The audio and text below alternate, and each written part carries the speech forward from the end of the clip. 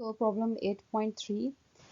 8.3 is calculate the increase in length of an aluminum bar 2 meter long when heated from 0 centigrade to 20 degree centigrade. If the thermal coefficient of linear expansion of aluminum is 2.5 into 10 raised to power minus 5 per Kelvin. So we have to find out the increase in length. Increase in length is basically a change in length. So that we have to find out, which is represented by delta L.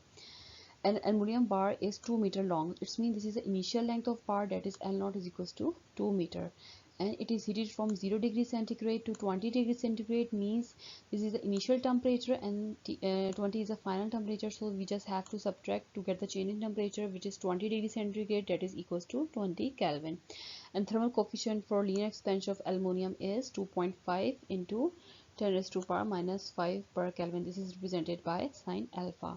So we just simple have to write the formula. Delta L is equals to alpha L naught delta T. Put the values and we will get the answer. Delta L is equals to 10 raised to power minus 3 meter. Now we have to convert a meter into centimeter. So 1 meter has 100 centimeters. So just multiply 10 power minus 3 with 100 centimeter, and we will get 10 minus 3 into 10 raised to power 2. So bases are same, power will be added, minus 3 plus 2 give you 10 power minus 1, which can be written as 0.1 centimeter. So problem 8.4 is a balloon contains 1.2 meter cube air. So it means this is the volume of air in the balloon, that is V naught is equals to 1.2 meter cube at 15 degrees centigrade. So this is the initial temperature, right? So it will be written as T naught is equals to 15 degrees centigrade. Find the volume at 40 degrees centigrade. So if we take time, temperature T is equals to 40 degrees centigrade, so we have to find out volume at that temperature, right? Then thermal coefficient of volume expansion of air is 3.67 into 10 raised to power 3 per Kelvin. So thermal coefficient of volume expansion is given by beta. So this is the value. The formula is V is equals to V naught into 1 plus beta delta T. First of all, just take the change in temperature, that is T minus T naught, that is 40 minus 15 give you 25 degrees centigrade, which is equals to 25. Then put all the values in this equation and you will get the answer. V is equals to 1.3 meter cube. Then 8.6 is an electric heater supplies heat at a rate of 1000 joule per second. So whenever the word use rate, you have to divide it by time, right? Because time is involving over here. So delta Q by T is given you, that is 1000 joule per second. How much time is required? It means we have to find out the time to raise the temperature of 200 grams. So the mass is given to you, that is 200 grams. We have to convert this gram into kilograms, so we will get 0.2 kg from 20 degrees centigrade to 90 degrees centigrade. So initial temperature is 20, the other temperature is 90. If we want to find out the change in temperature, we have to subtract T2 minus T1 and we will get 70 degrees centigrade, which is equals to 70 Kelvin. So as you know the equation, delta Q is equals to MC delta T. But in the given data, we have given the rate with heat. So what we have to do, we have to divide T on the both side. Now putting and we know that the specific heat of water is 4200 joule per kg per Kelvin. Just put the values and take the T over on the other side and you will get the answer. T is equals to 58.8 second.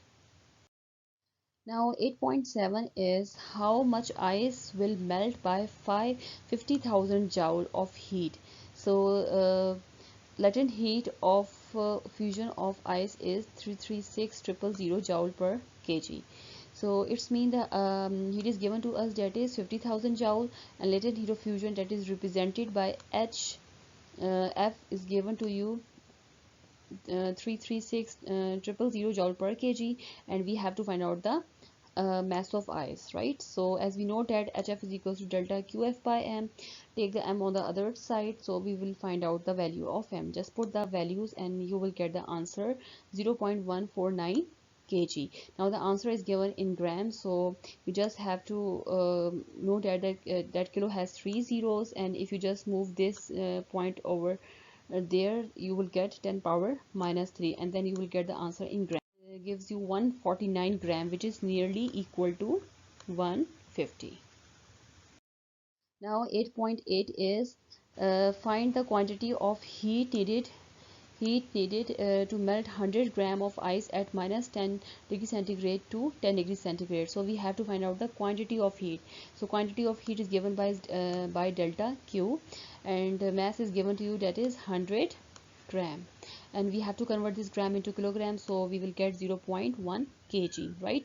And the temperature is given to you between minus 10 degree centigrade to 10 degree centigrade, so it's mean T1 is minus 10 and T2 is 10. So if you just take the difference, you will get 10 degree centigrade minus into minus 10 degree centigrade, that is 20 degree centigrade equals to 20 Kelvin. So specific heat of ice is given to you, specific heat of water is given to you, and latent heat of fusion of ice is also given. So first of all, we know that the latent heat of fusion is HF is equal to delta QF by M, and we have to find out the delta QF. So just put the values and we will get the answer 33600 joule, right?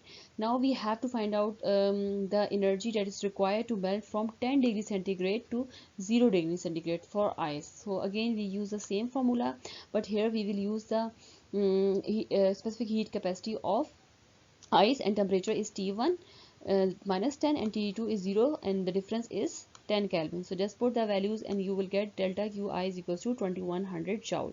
Now when the temperature increase from 0 degree centigrade to 10 degree centigrade, the required heat is given by delta Qw, because the ice is converting into water, right? So here we will use a specific heat for water, and the temperature T1 is 0 and T2 is 10. Just take the difference and you will get 10 Kelvin, and put the values. So delta QW is equals to 4200 joules. These are the three equations 1, 2 and 3. So if you add equation 1, 2 and 3, you will get the total heat. So this is the fusion heat, this is the heat of ice, that is we have to calculate, and this is the heat required to convert into the water. So just add all the three heats and you will get the answer 39900 joules. Now 8.9 is how much heat is required. So we have to find out the heat to change 100 gram of water into steam. So it's mean we have to find out the heat that is involving in the vaporization, right? So we have to find out delta QV. At 100 degree centigrade, temperature is given to you, that is 100 degree centigrade into steam. Latent heat of vaporization of water is given to you, HV is equals to 2.26 into 10 raised to power 6 joule per kg, and the mass is given that M is equals to 100 grams. So you have to convert this gram into kg, that is 0.1 kg. So the formula is very simple. HV is equals to delta QV by M. We have to find out the delta QV, so we have just to take M on the other side. Just put the values and you will get the answer 2.26 into 10 raised to power 5 joule. Next problem is find the temperature of water. We have to find out the temperature of water after passing 5 grams. So here we have to find out the final temperature, right? After passing 5 grams of steam. So the mass of steam is 5 gram, and we have to convert this gram into kg, that is 0.005 kg at 100 degrees centigrade. So the T1 initial temperature T1 is 100 degrees centigrade, right? Then through 500 grams of water. So the mass of water is 500 grams. When we convert it into kg, it will be 0.5 kg, and that temperature is T2, that is 10 degrees centigrade.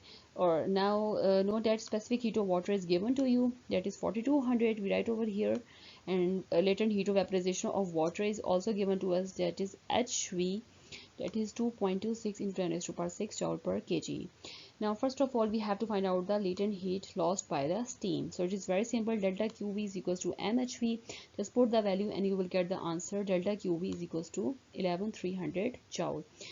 Now we have to find out the heat lost by the steam to attain the final temperature. So we write the simple formula, delta Q is equals to MC at delta T. So as we are finding for the steam, so it will be Q1, and mass is using for steam, right? So just put the values and you the changing temperature over here is 100 minus T3. So you will get delta Q1 is equals to 21 into 100 minus T3. Now we have to find out the heat that is gained by the water. So again use the same formula, delta Q is equals to MC delta T, but here we will use the mass 2. This is for the water. Just put the values. The temperature change over here is T3 minus 10, right? So you will get Q2 is equals to 2100 T3 minus 10. So these are the three equations 1, 2 and 3. So according to the law of heat exchange, heat lost by the steam is basically heat gained by the water. So heat lost by steam is delta QV plus delta Q1, and water that is delta Q2. From equation 1 and 2, just put the values 11 300 21 into 100 minus T3 2100 into T3 minus 10. So just simplify them. It will remain as it is. 2100 multiplied by 100 give you 2100. 21 multiplied by T3 gives you 21 T3, then 2100 T3, and then 21,000. So just separate the values 1100, 2100, 21,000, and just take the T3 on the other side, that is 21 T3 and 2100 T3. So by adding them you will get 34 400, that is equals to 2121 T3. As we have to find out the final temperature, that is T3, so divide 212 on the other side and you will get the answer T3, that is equals to 6.23. So student, this is lecture for today. You have to do all these problems in your notebooks, and if you have any query you can ask me on WhatsApp, as well as you can do comment on GC. Thank you and Allah Hafiz.